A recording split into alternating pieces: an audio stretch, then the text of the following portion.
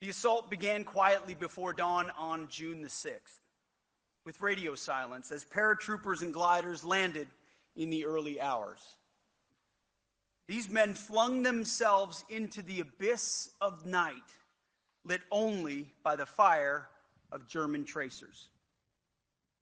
Later that morning, the greatest amphibious assault in the history of mankind began in full force.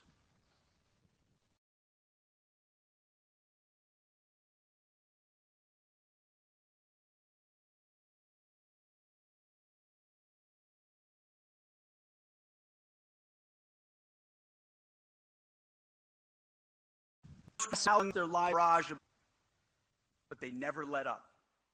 Our warriors never faltered, God at their backs. As they forced their way inland, the Atlantic wall began to crumble. It is these men and their bravery whom we are here to celebrate and remember.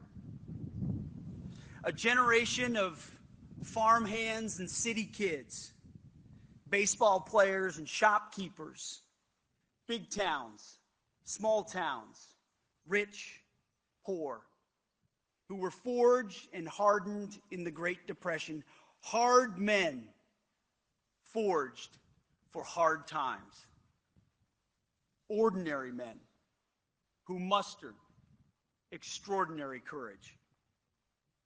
While every one of the 9,000 Americans buried here are heroes, 3 men here also received the Medal of Honor for their actions in the invasion. And as Sebastian mentioned, one of those was Brigadier General Theodore Roosevelt Jr., the oldest man to land on D-Day at the age of 56. He had to submit a written petition to receive permission because he had a heart condition and arthritis. He had nothing to prove, but he could not stay back while his men met their fate. There were no other generals on the beach that day. When he landed, far from his objective, he simply said, "Men, we'll start the war from right here."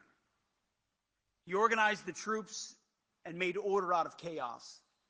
A month later, his heart gave out, but he had completed his mission, as did every soul buried under one of those markers.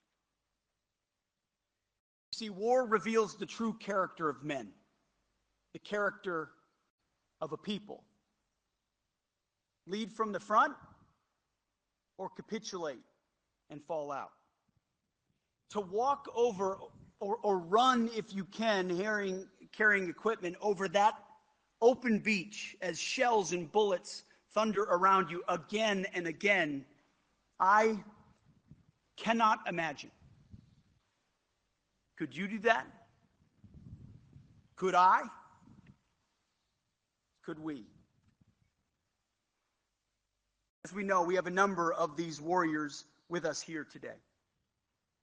These men, boys then, were part of those landing forces. They embody the warrior ethos. We have many other men here today who served in France and across the world in that war. To that I can simply say, gentlemen, thank you for your service, for your sacrifice, and for your bravery. That day and those days that followed turned the tide of the war and history itself. In the 2 months after the invasion, the Allies poured more than 2 million troops through the hard-won opening in Normandy. Without Operation Overlord, without the sacrifices of American, French, British, and other Allied powers, we would not have the free world. This day, June the 6th, is the price of freedom. We remember the losses.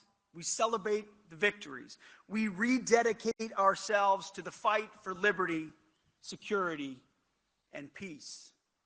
And again, we should ask ourselves, could I do what they did? Could you? Could we? Could our kids? Do we produce such men? How do we produce such Americans? Our civilization today and going forward must answer those questions. You know, I wrote this speech before this morning, but this morning I got my answer. This morning I had a chance to do PT with Army Rangers on the beach, on Omaha Beach. I got my answer to those questions. With the sun rising with the Ranger Regiment, yes, we do produce such men still. From far-flung places willing to traverse the entire globe to defend freedom. I had a chance this morning to run with a young Ranger whose grandfather was liberated in the Philippines by the 6th Rangers. He joined and he didn't even know that. The legacy of Americans around the world for freedom. You know, as we ran on that beach this morning at 6:30, as the sun was rising, about the same time those first landing crafts landed, didn't look much like a battlefield. It looked like a beach. I ran over more than a few sandcastles.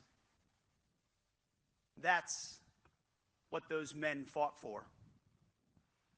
That we may turn scenes of death into scenes of life.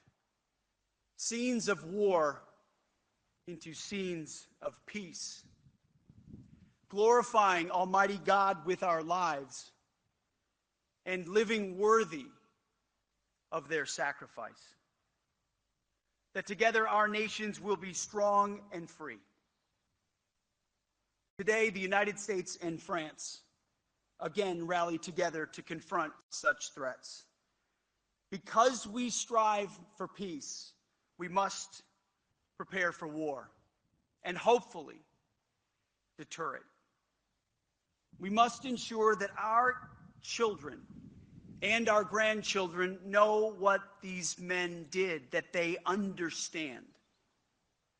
I used to say, and it's a cozy thing to tell ourselves, especially after World War II, that they fought so that their kids and grandkids won't have to. And in some cases, that was true. But in most cases, they fought, and we fight, knowing that our kids and grandkids will have to be willing to do the same as well. Because history is not over. Evil has not been eradicated from the globe. Good men are still needed to stand up. America will require such men. The world will require such men. And therefore, we must teach our kids and grandkids to understand, to remember, and to live worthy. The world is a better place when Europe and America are strong, free, and independent. France understands this well, and so do the men buried here, and so do the men sitting before me. Our nations together have endured a bond intertwined by history, and we share this hallowed ground underneath our feet, dedicated and consecrated by the blood of our heroes. Our moment today is an echo. It's an echo of theirs. And may we live worthy of them. It is truly one of the honors of a lifetime to commemorate the sacrifices of D-Day and celebrate the freedoms of our two nations. God bless you all, and may God bless our warriors. Thank you.